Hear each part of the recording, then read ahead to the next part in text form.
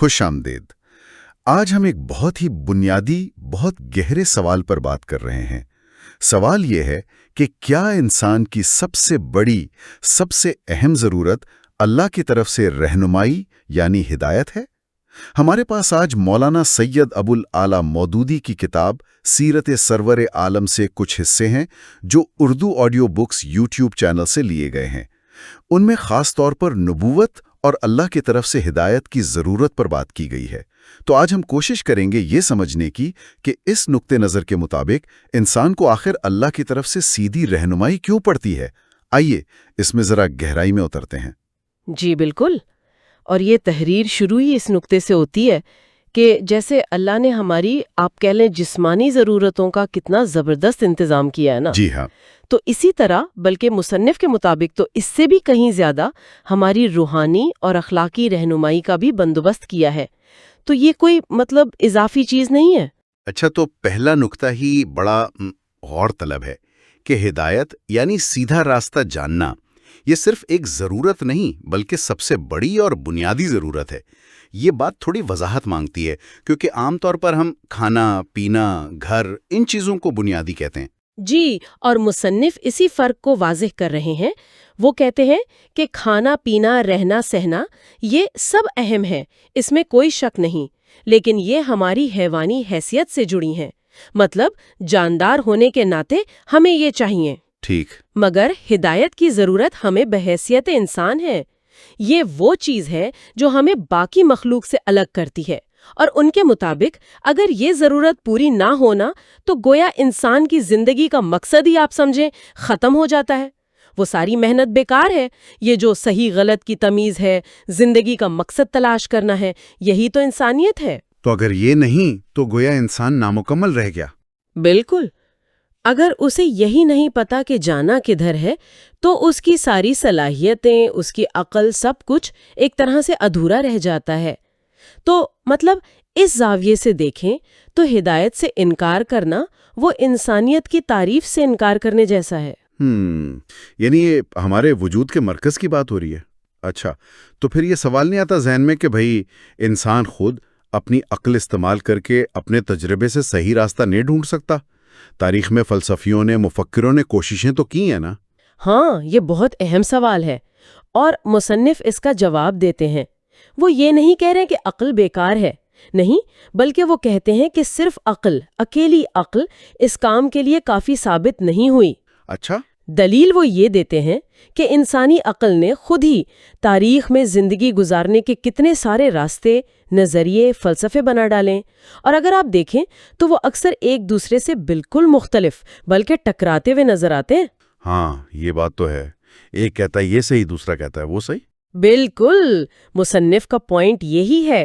اگر عقل اکیلی ہی کافی ہوتی تو اب تک تو انسان کسی ایک متفقہ بات پر پہنچ چکا ہوتا نا، کم از کم بنیادی اخلاقی اصولوں پر۔ جی، لیکن ایسا نہیں ہوا۔ خود عقل کے نام پر جو نظام بنے وہ آپس میں ٹکراتے رہے، ایک زمانے کی اچھائی دوسرے کی برائی بن گئی۔ تو مصنف کے نزدیک یہ صورتحال خود ثبوت ہے کہ اکیلی عقل چاہے جتنی بھی اچھی ہو، وہ حتمی یونیورسل سچائی تک نہیں پہنچ سکتی۔ اسے باہر سے کسی زیادہ معتبر ذریعے سے رہنمائی چاہیے، اور وہ باہر کا معتبر ذریعہ اس تحریر کے مطابق اللہ کی وحی اور نبوت ہے۔ جی بالکل، اور اسی سے جڑی ایک اور دلیل بھی وہ دیتے ہیں جو اللہ کی ربوبیت یعنی پالنے والی صفت پر مبنی ہے۔ اچھا، وہ کیا ہے؟ وہ کہتے ہیں کہ ذرا سوچیں، کیا یہ اللہ کی شان کے لائق ہے، یا یوں کہیں کہ کیا یہ اللہ سے اچھی امید ہے کہ جس خدا نے ہماری چھوٹی چھوٹی جسمانی، حیوانی ضرورتوں کا اتنا خیال رکھا ہو، جی ہاں، کیا کھانا ہے، نسل کیسے چلانی ہے، بیماری سے کیسے بچنا ہے، ان سب کا انتظام کیا ہے، تو کیا وہ ہمیں ہماری سب سے اہم حیثیت میں یعنی انسان ہونے کے ناطے اخلاقی اور روحانی اندھیروں میں بھٹکنے کے لیے چھوڑ دے گا؟ یہ تو واقعی سوچنے والی بات ہے۔ کیا یہ اس رب کی رحمت اور حکمت سے میل کھاتا ہے کہ جسم کی بقا کے لیے تو اربوں انتظامات ہوں، لیکن روح کی بقا، کردار کی تعمیر، ابدی کامیابی، اس کے لیے کوئی انتظام نہ ہو؟ مصنف کہتے ہیں یہ ہو ہی نہیں سکتا۔ اللہ کی ربوبیت کا تقاضا ہے کہ جیسے مادی ضرورتیں پوری کیں ویسے ہی بلکہ اس سے بھی زیادہ اہتمام سے ہماری یہ بنیادی روحانی اور اخلاقی ضرورت یعنی ہدایت اس کا بھی انتظام کرے، اور یہی انتظام ان کے مطابق نبوت اور رسالت کے ذریعے کیا گیا ہے۔ یہ ربوبیت والی دلیل تو بہت بہت گہری ہے، لیکن پھر ایک اور سوال آ جاتا ہے، اگر ہدایت اتنی ہی ضروری تھی اور اللہ نے انتظام کرنا ہی تھا تو سب کو پیدائشی طور پر ہی ہدایت پر کیوں نہیں بنا دیا؟ جیسے باقی جانور ہیں وہ اپنی فطرت پر ہی چلتے ہیں، کوئی اختلاف ہی نہ ہوتا، کوئی گمراہی نہ ہوتی۔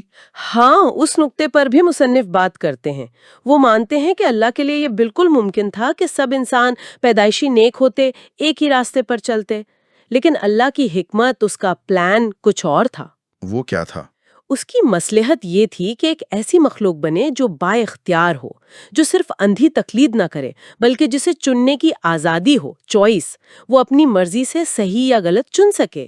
اور اسی لیے تو انسان کو وہ صلاحیتیں ملی جو دوسروں کو نہیں ملی نا، علم حاصل کرنے کے ذرائع، سوچنے سمجھنے کی عقل، ارادہ، اختیار۔ اب یہ ساری چیزیں، علم، عقل، ارادہ، اختیار، یہ بامعنی کب ہوتی ہیں؟ جب استعمال کرنے کی آزادی ہو۔ بالکل۔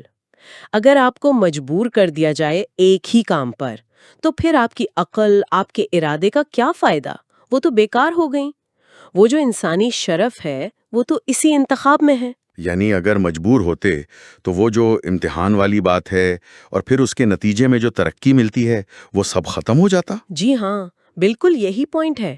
مصنف کے مطابق اگر انسان مجبور ہوتا تو وہ کبھی بھی اخلاقی اور روحانی طور پر اتنا بلند نہ ہو پاتا جتنا وہ اپنے اختیار کو صحیح استعمال کر کے ہو سکتا ہے۔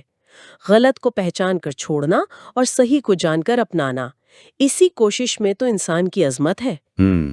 اسی لیے اللہ نے زبردستی ہدایت دینے کے بجائے رسالت کا طریقہ اپنایا، نبی بھیجے، کتابیں اتاریں تاکہ انسان کی آزادی بھی قائم رہے، امتحان بھی ہو جائے اور حق کا راستہ بھی بالکل صاف صاف سامنے آ جائے، تاکہ وہ دیکھ بھال کر، سمجھ بوجھ کر اپنا فیصلہ کرے۔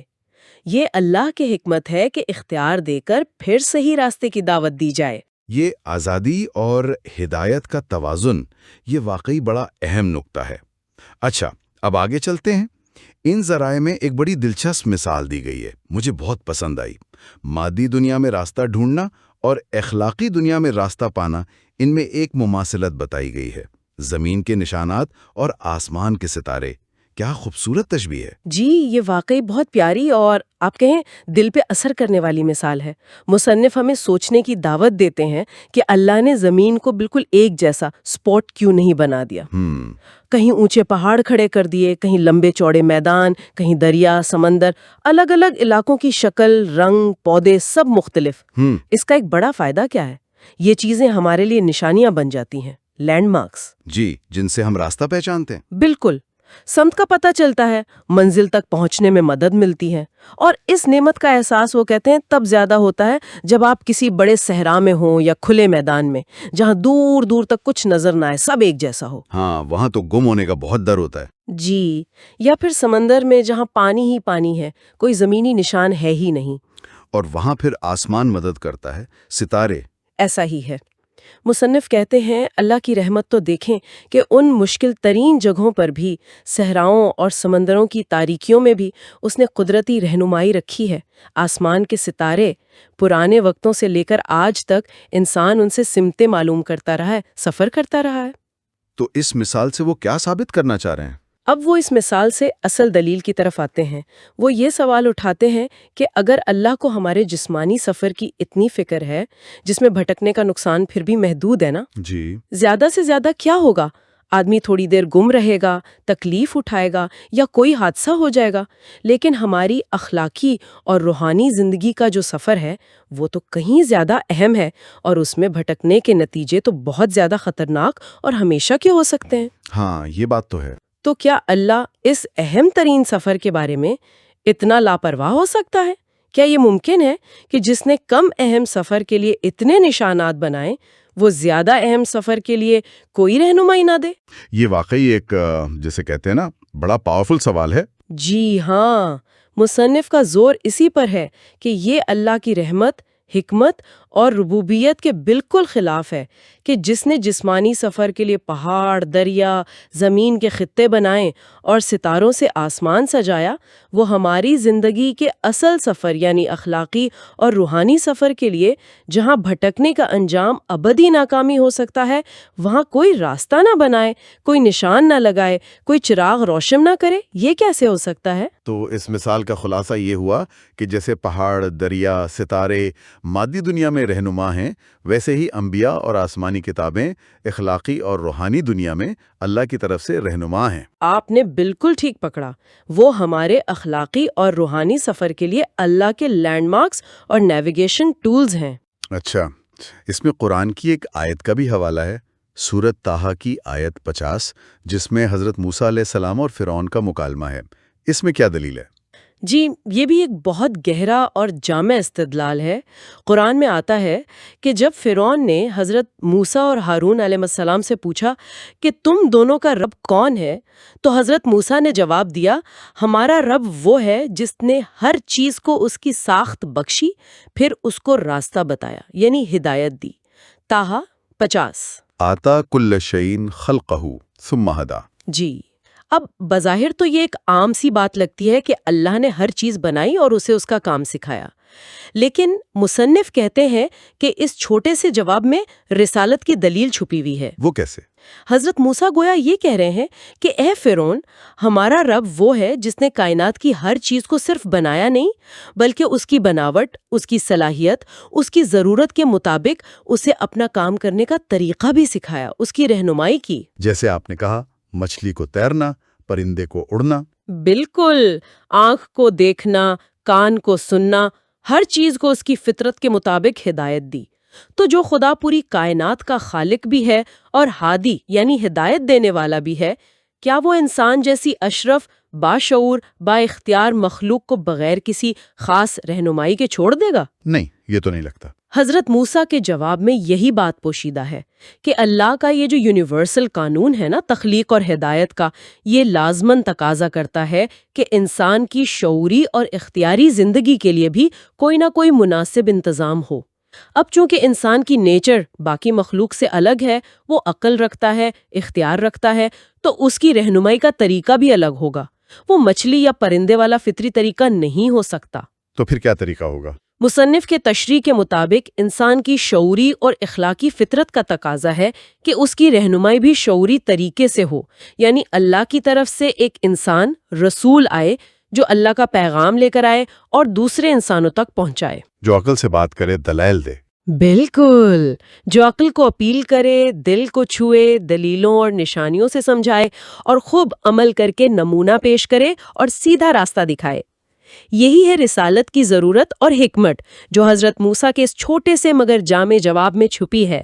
بہت خوب، یعنی تخلیق کے ساتھ ہی ہر مخلوق کی ضرورت کے مطابق رہنمائی کا انتظام یہ اللہ کی ربوبیت کا حصہ ہے، اور انسان کے لیے یہ رہنمائی رسالت اور وحی کی شکل میں آتی ہے۔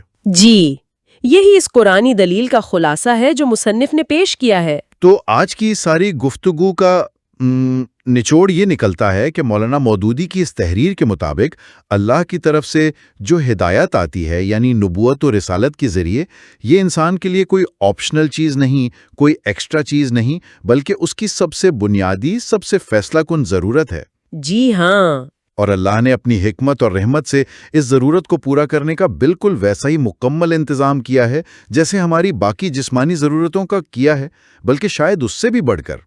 بالکل درست، اور یہ بات بھی واضح ہوئی کہ انسانی عقل بے شک بہت بڑی نعمت ہے، بہت اہم ہے، لیکن حتمی ہدایت پانے کے لیے وہ اکیلی کافی نہیں ہے۔ تاریخ بھی بتاتی ہے اور خود عقل سے نکلے ہوئے نظریات کا ٹکراؤ بھی بتاتا ہے کہ اسے باہر سے اللہ کی طرف سے وحی کی رہنمائی چاہیے۔ اور وہ جو مثال تھی مادی دنیا کی نشانیوں کی، پہاڑ، دریا، ستارے، وہ یہ سمجھنے میں مدد دیتی ہے کہ انبیاء اور آسمانی کتابیں وہ ہماری اخلاقی اور روحانی دنیا کے لیے اللہ کی طرف سے مقرر کردہ رہنما ہیں، روشن مینار ہیں۔ ایسا ہی ہے، یہ تشبیہ واقعی اس پورے خیال کو سمجھنے میں بہت مدد دیتی ہے۔ تو آج کے لیے ہم یہ سوچنے کی بات یہیں چھوڑ جاتے ہیں کہ اگر ہدایت کا یہ نظام، جیسا کہ ان دلائل میں بتایا گیا، واقعی اللہ کی طرف سے ہماری اس بنیادی ترین ضرورت کو پورا کرنے کے لیے بنایا گیا ہے، تو پھر اس ہدایت کو پہچاننا، اسے سنجیدگی سے ڈھونڈنا اور پھر اس پر چلنے کی ذمہ داری کس کی ہے؟ جی، یہ ایک بہت اہم سوال ہے جس پر ہر ایک کو غور کرنا چاہیے۔ اسی نقطے پر آج کی گفتگو ختم کرتے ہیں۔